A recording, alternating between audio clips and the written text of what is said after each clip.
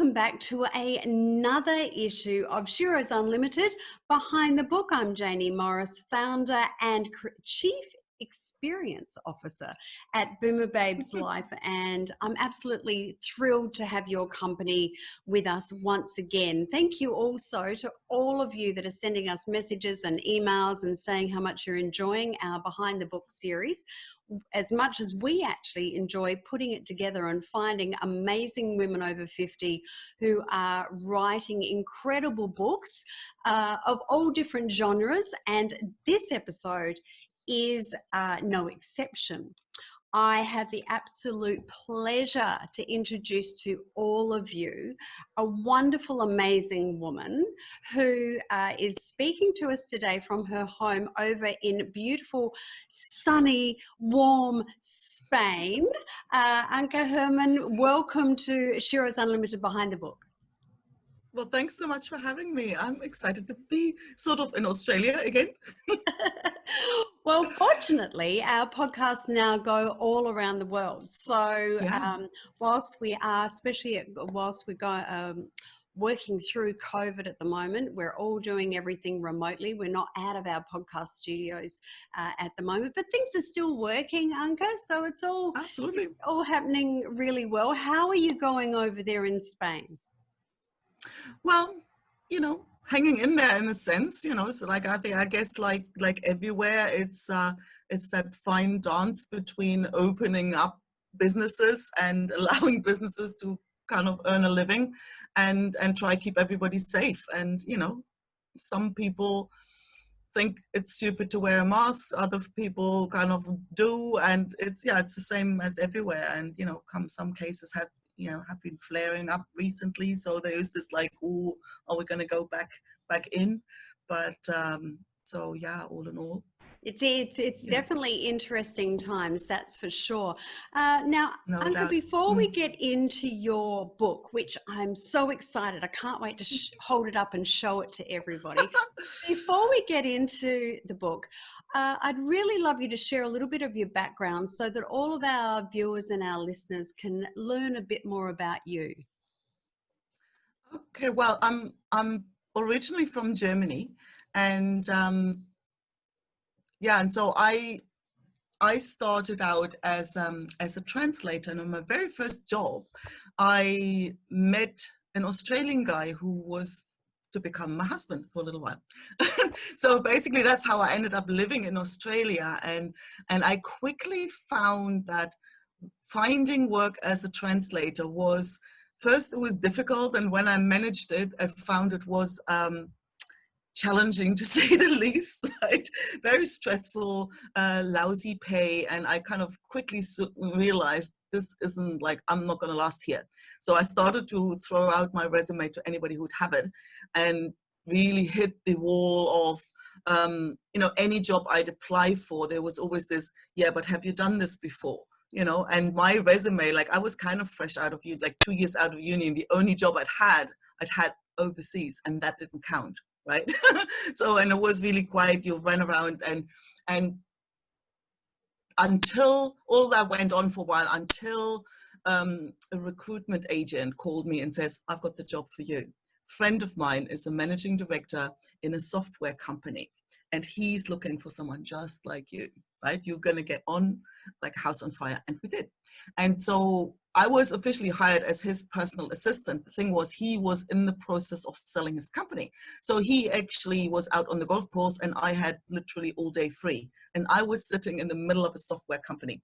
And he was really encouraging me. He was then sending me to courses, to conferences, and really helped me get into this world of software development, because I looked at all the programmers around me, and had all the tools and access to people who did programming, and I'm like, this is like translating, just simpler. It's like, programming language, it's just like a normal language, just simpler, because it doesn't have all the exceptions and so I got really fascinated by it and really got sucked into it, and didn't really ever imagine that could be a career until colleagues would go and say, you should take this industry exam, you can get a job in this. And we're talking in the 90s, we're talking 95, so there was this whole wave, this IT boom was just starting up. So there were lots of opportunities, and you didn't really need a lot of experience because nobody had it.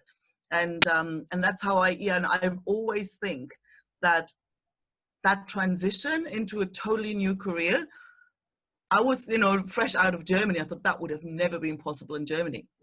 That's possible with that Aussie attitude of, I don't care how you learned it.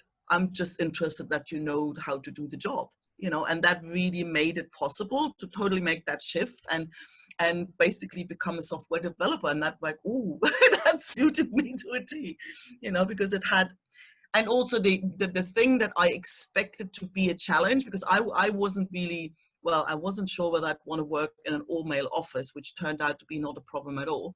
But I also thought I had so much to catch up on that I could never be good at this, because the people I'd compete with, I thought, were all these little, the little hacker boys who'd been programming games from the age of 15. And like, how do I ever catch up with that?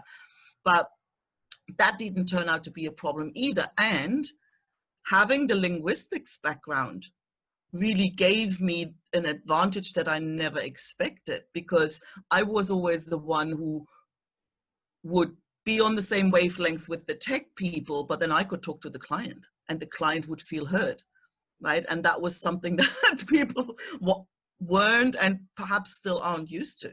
So all of a sudden it popped me into this, unique position there that, was a lot of fun. And I did that until I decided to start my own business and change tack. And so now it's come back in, especially now with this whole COVID thing and everybody having to do things online.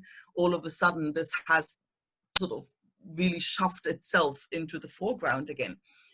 I think it's really interesting with you sharing about how you actually how your interest started to get into software and the internet and what have you, that you made a good point there about being working with young boys and young guys, because it's almost as if that's the thought process that we all have, that anything to do with the internet or in particular software development is more of a male dominated industry. But and so back then in the 90s it would have been but now in here we are in 2020. I think that there's a lot more of, there's a lot more women getting into it as well, but it still has that bit of a fear stigma to it, doesn't it? Sort of like, oh, that's a bit all too hard, or I can't get my head around that. Do you find that with women that you talk to? Absolutely, yeah. It's usually the only thing that ever gets in the way for them. Yeah. It's that idea of like, oh, this is all kind of, when, and a classic example when somebody says, oh, I've got this problem, right? And I go, okay, what happens? Yeah, no, I don't know. I just sort of click this button and then an error message comes up. Okay, what does it say? Well, I don't know.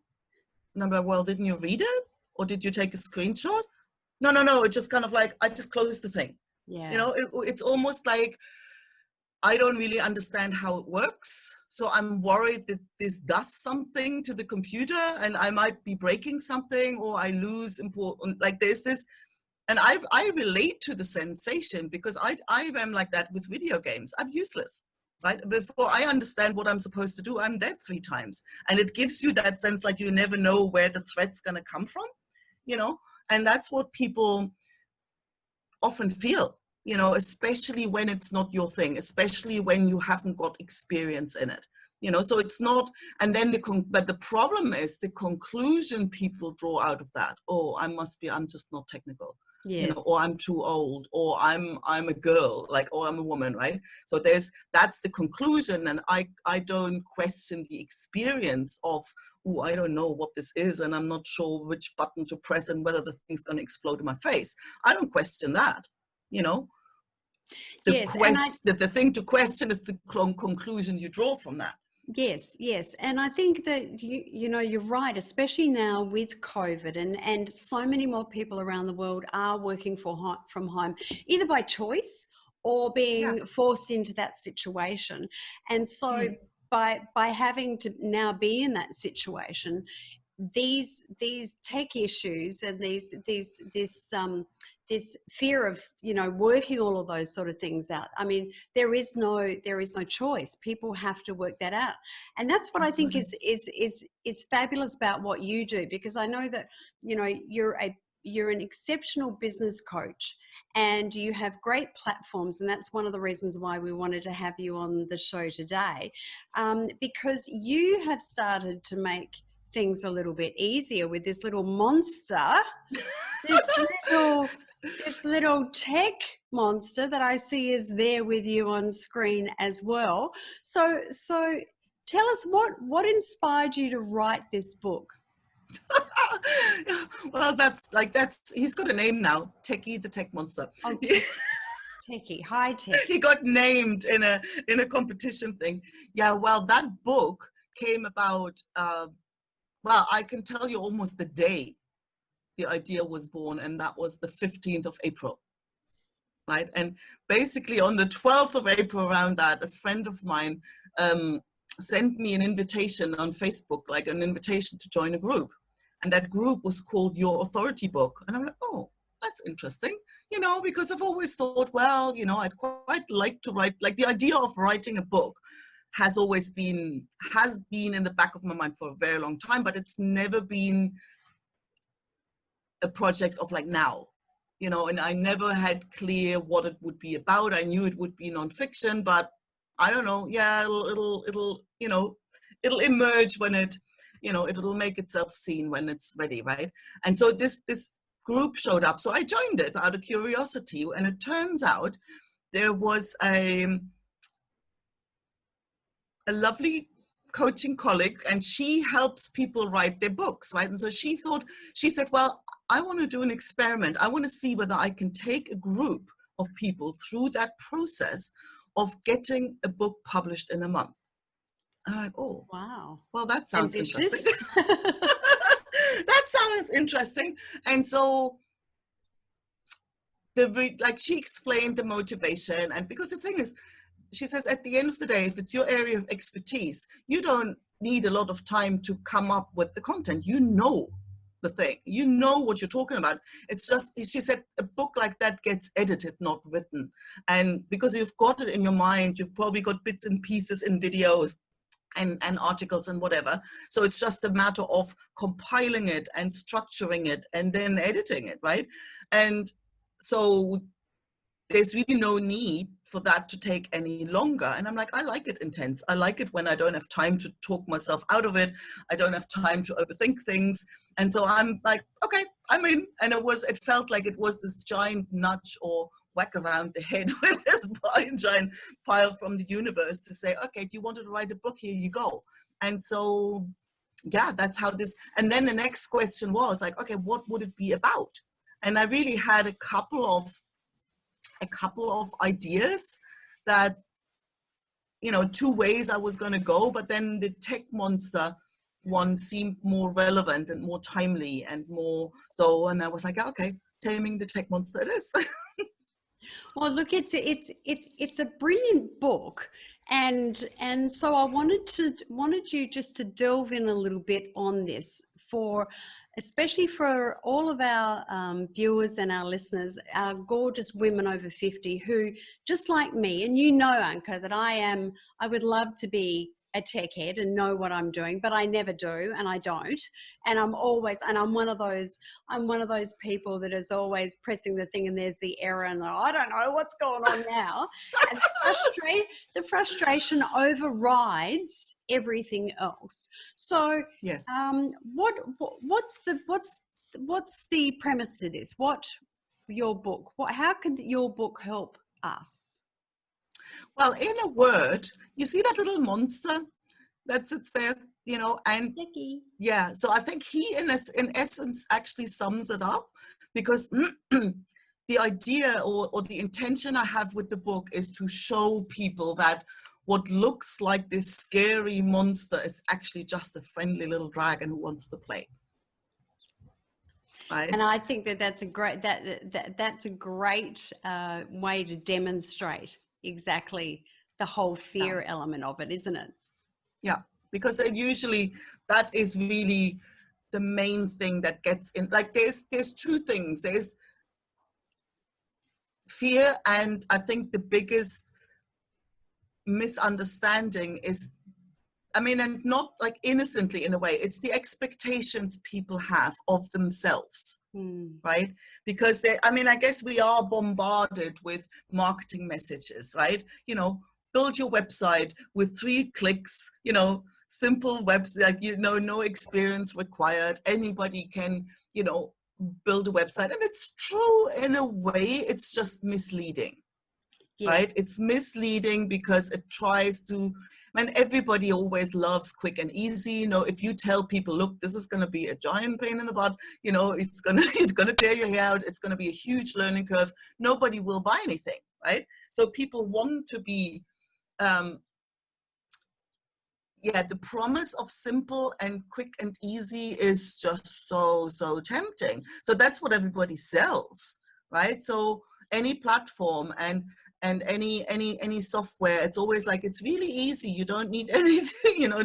And in a way, yeah, you know, anybody can pop some buttons and some images on a page, but there is a layer of complexity that nobody talks about, right? And if you don't know about that, you're going to run yourself, you expect that tool to do things that it can't do, and then you get yourself into a spin.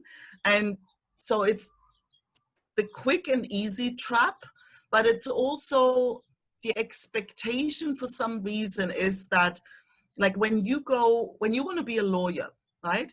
You go to law school, I don't know, depending on where you live, 4, 5, whatever years, and then you come out a baby lawyer. Yes. You know, and then you have to start build up experience, and then you have to start to either, you know, build up your practice or get somewhere else to work, right? But basically, when you start out and think you want to become a lawyer or doctor or something, well, you, in your mind, you have years of study, years of effort. When it comes to tech, there's the sense, yeah, I should know this. No, you don't, right? It's really about giving yourself some slack and acknowledging that there's going to be a learning curve, and it's going to be quite steep if you've not had any exposure to any of this, right? Because they are like, you know how there's a simple definition of learning, which I think really sums it up. It's learning is connecting something unknown to something known, right? That's a great statement. Yeah. And you can, and then sometimes if you go back to think back to school, when somebody explains something known, you know, a teacher connects something known to something known, that's when you're bored and you stare out the window and do other things because, like, yeah, I don't know all that. But the problem on the tech side that often happens is that they connect something unknown to something unknown. If you've ever read a tutorial or a manual for something and you go like, I don't understand any of this, you know, that's when you're left like hanging in a limbo, and then you're gonna, what do you do? You know, next thing is you feel stupid. And so what I want people to recognize, especially when you haven't grown up with, I'm always saying, like, this isn't an age thing. You know, I've worked in a mobile phone shop and I've seen plenty of young people who have no idea, right? So it's not necessarily, it's not an age thing, but it is a question of, I call it reference points. Like how much of, it's like when you're dropped into the middle of New York City with no map, you know, and you Good go luck. like, I don't know, you know, and you're just like, so what, but what do you do? Yeah. You don't go, oh, well, I should really know the shortest way from here to wherever I want to go. You go, no, like, first of all, you go out of your hotel and you find the way to the next pub or to the supermarket and back. And then you slowly explore the territory until you have enough reference points to always find your way back from wherever you are. And that takes time the bigger the city is, you know, and that makes perfect sense. And in this area, and when you look at the tech field, it's huge. You know, and Yeah. there's new platforms coming up, and there's things changing all the time. So this is basically like being dropped in New York or perhaps in Tokyo, right? Yeah. So but on the other hand, people get frustrated the moment they walk up to the next corner and then walk around, run around, and all of a sudden I'm lost, and then they get frustrated, thinking for some reason they should know their way around Tokyo.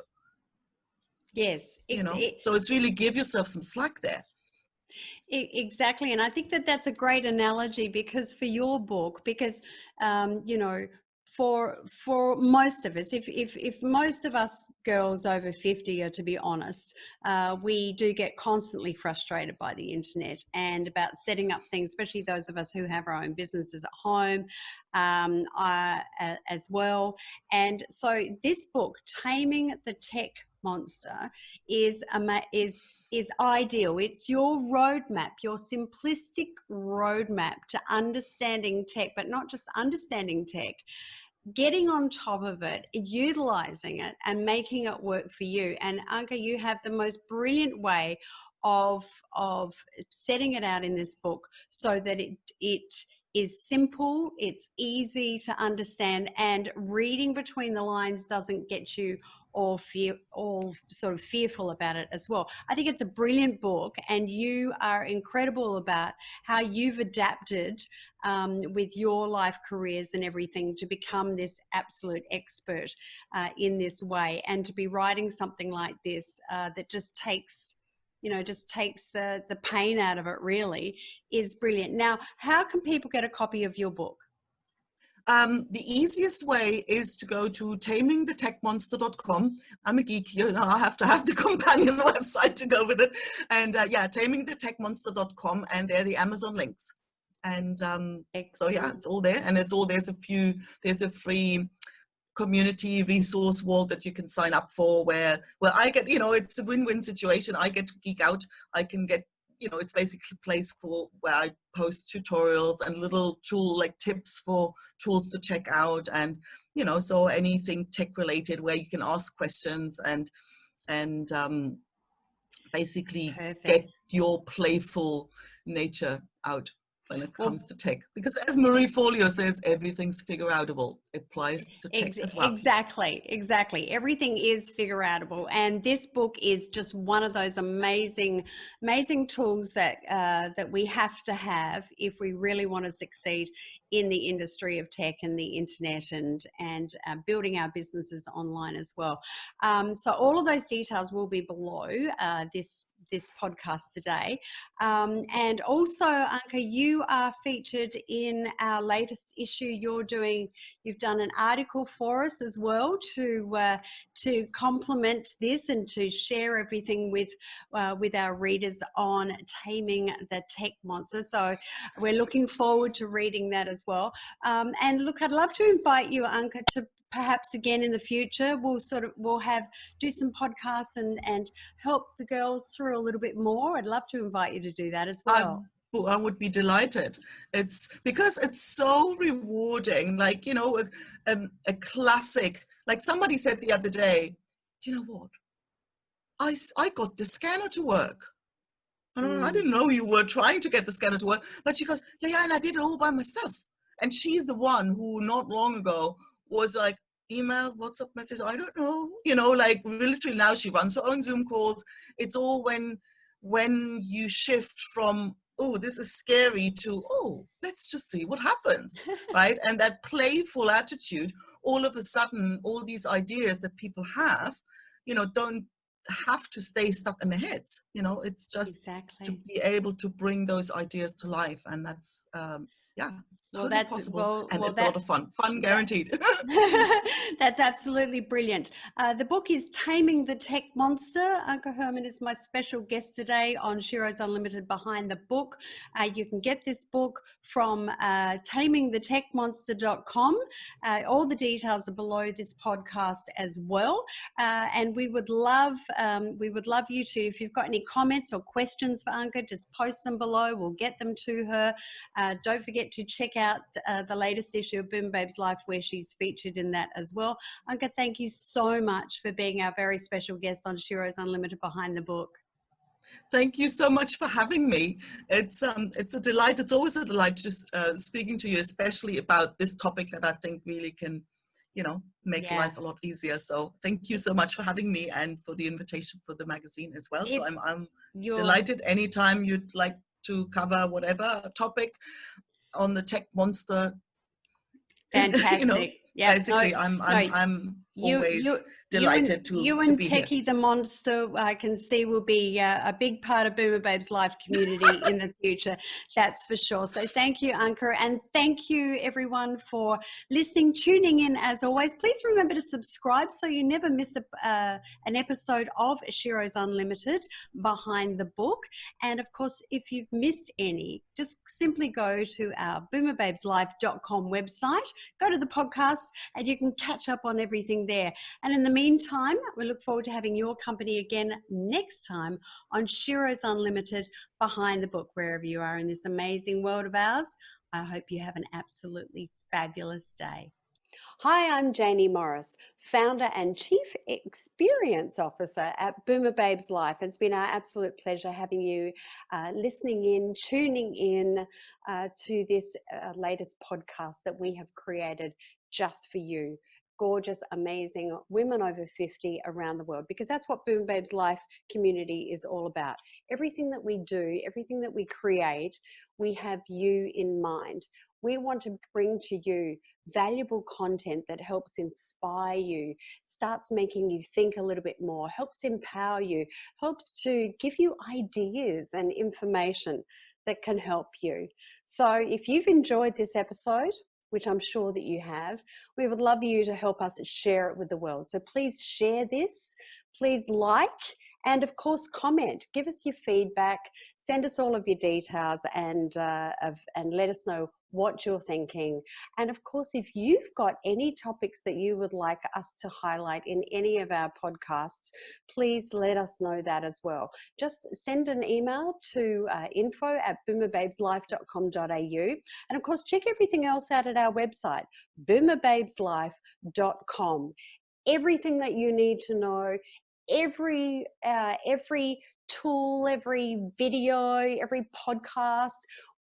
We've got a fabulous shop there that's got some brilliant inspirational books and audios for you as well. And of course, also at our website at BoomerBabesLife.com, you'll find out how you can get your latest issue of our Boomer Babes Life magazine for women over 50. So once again, thank you so much for joining us, and wherever you are in this amazing world of ours, please have an absolutely fabulous day.